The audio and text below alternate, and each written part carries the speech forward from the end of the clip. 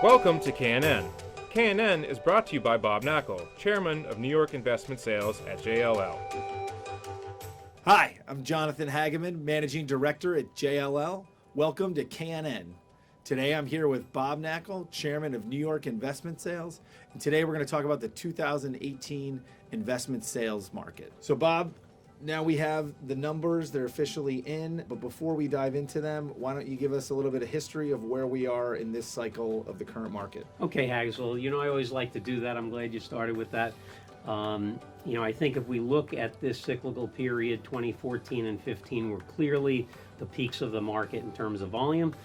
We had more buildings sell in 2014 than ever before, followed by the highest dollar volume we ever had in 2015. Since then, both of those metrics have been falling through 2017, and we expected that volume would be up in 2018. That was part of our January of 18 forecast. The volumes did go up a little bit, which was encouraging to see, and value maybe not so much, but overall the market in 2018 behaved pretty much as we had expected. So let's start with overall dollar volume in 2018. Okay, well, dollar volume in 2015, that all-time record was about 80 billion. That dropped in 2017 to just 36 billion.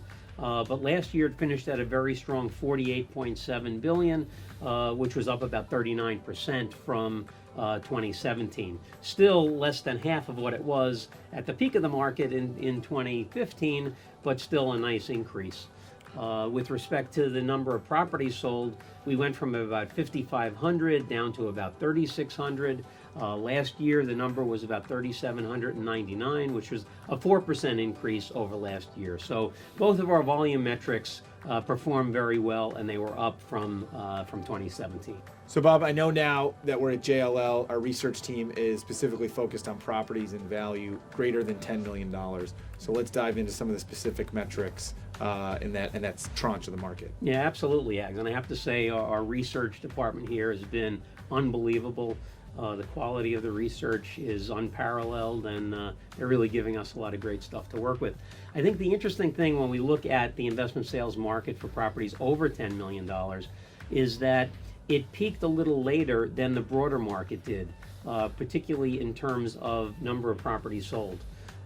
Number of properties sold for the entire market peaked in 2014.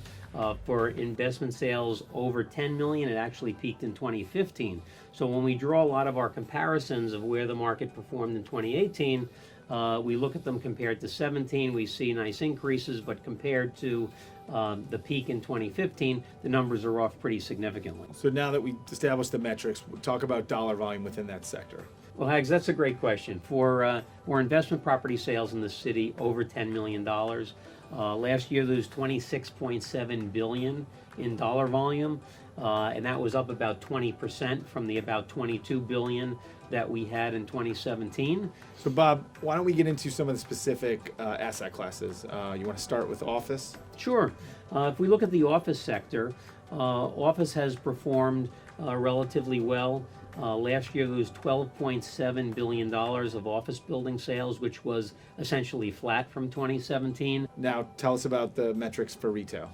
Well, Hags, with regard to retail property sales, 2017, there was only $719 million of retail transactions over $10 million. That was about half of the 1.4 billion that we had in 2018. But yet again, if we look at where retail was at the peak of the market, there was $5.1 billion of transactions in 2015. So we're down about 73% from that level. Last but certainly not least, let's talk about the multifamily sector. Okay, and in the multifamily sector, we're aggregating walk-up and elevator properties, but again, just looking at sales over $10 million.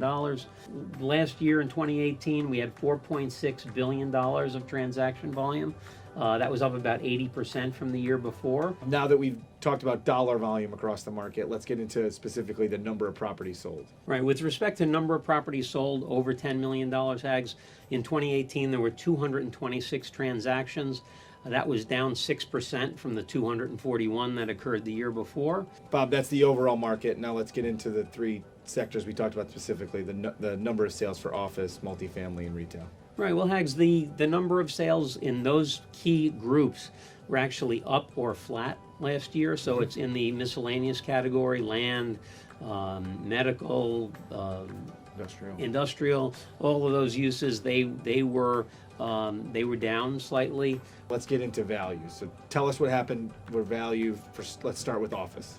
Okay, in the office building sector last year, office building transactions averaged about $847 a foot. That was up about 4% from the $815 average in 2017. What about retail? As you know, in the retail sector, the numbers can be very volatile based on a few very large price per foot transactions occurring. But in 2018, the average price per foot was $2,908, which was up about 26% from the year before. What about value for multifamily?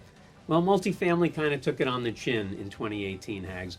As we mentioned, the volume of sales was up pretty significantly, but with regard to value, average values in the multifamily sector were $737 per square foot, which was about 20% below where it was in 2017. Bob, that was a great overview of the 2018 statistics. What are we going to talk about next?